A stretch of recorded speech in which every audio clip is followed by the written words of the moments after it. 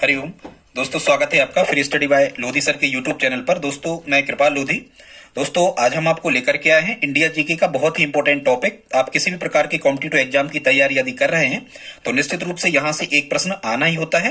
दोस्तों एक अपील है, यदि आप हमारे चैनल पर पहली बार विजिट कर रहे हैं तो प्लीज हमारे चैनल को सब्सक्राइब कर लें, साथ में बेल आइकन पर क्लिक करें ताकि सबसे पहले नोटिफिकेशन आपको मिलता रहे। दोस्तों हम इसी प्रकार के important video maths, reasoning, GK, science और शिक्षक भर्ती परीक्षा के अपलोड करते रहते हैं। आप हमारी प्लेलिस्ट में जाकर के देख सकते हैं। तो दोस्तों बगैर देर किए हुए आइए प्रारंभ करते हैं आज का टॉपिक। और स्टूडेंट्स आज का जो हमारा टॉपिक है इसमें हम आपको बताने वाले हैं भारत में अधिकारियों और नेताओं के वेतन भत्ते। स्टूडेंट्स और ये वीडियो हम 2022 में अपलोड कर रहे हैं, ठीक है। तो ये बिल्कुल करंट के डाटा हैं जो गूगल से सर्च करके हमने आपको प्रस्तुत किए हैं। तो आइए प्रारंभ करते हैं आज का वीडियो।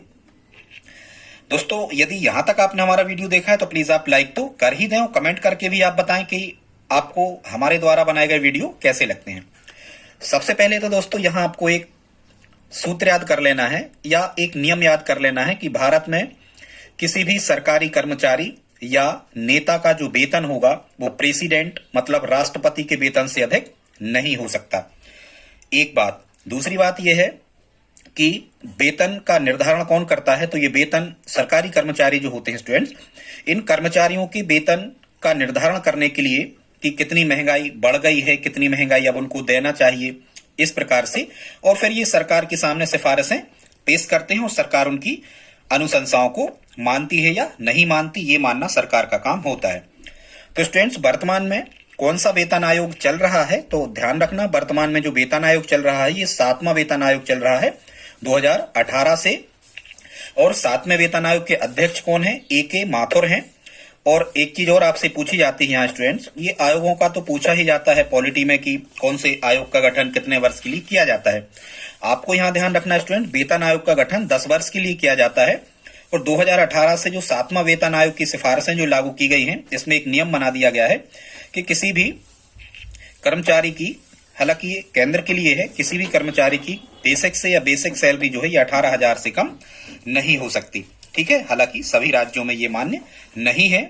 आगे देखते हैं स्टूडेंट्स, अब आपसे प्रश्न यहां से कैसे आते हैं कि किसी भी एक व्यक्ति का आपसे वेतन पूछा जाता है तो उनको देखते हैं कैसे आपको याद करना है। स्टूडेंट्स सबसे पहले आपको ध्यान रखना है राष्ट्रपति का जो वेतन होता है ये 5 लाख रुपया मासिक होता है। एक माह का 5 लाख रुपया सैलरी इनकी बनती है। साथ में जीवन साथी को भी 30,000 रुपया प्रति माह दिया जाता है।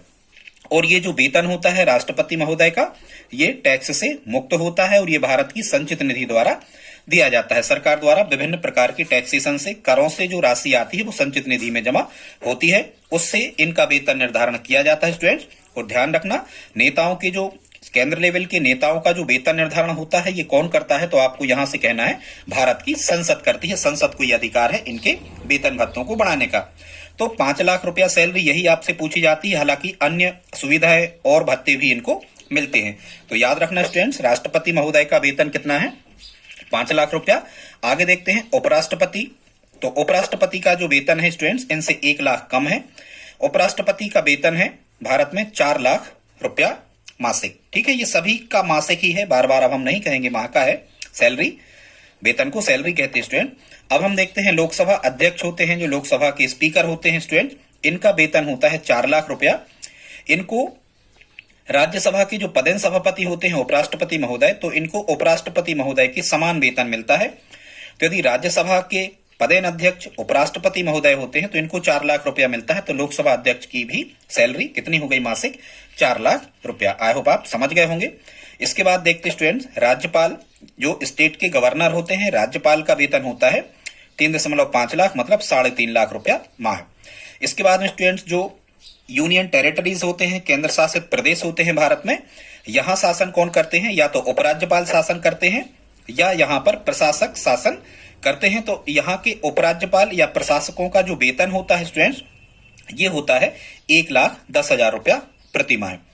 अब हम देखते हैं स्टूडेंट्स सर्वोच्च न्यायालय के मुख्य न्यायाधीश। सर्वोच्च न्यायालय के मुख्य न्यायाधीश मतलब CJI, chief justice of India, supreme court या उच्चतम न्यायालय के मुख्य न्यायाधीश का वेतन होता है मासिक 2,80,000 रुपया। कितना? 2,80,000। और इसके बाद हम देखते हैं सर्वोच्च न्यायालय की अन्य न्यायाधीशों का वेतन तो मुख्य न्यायाधीश की अपेक्षा 30,000 कम होता है।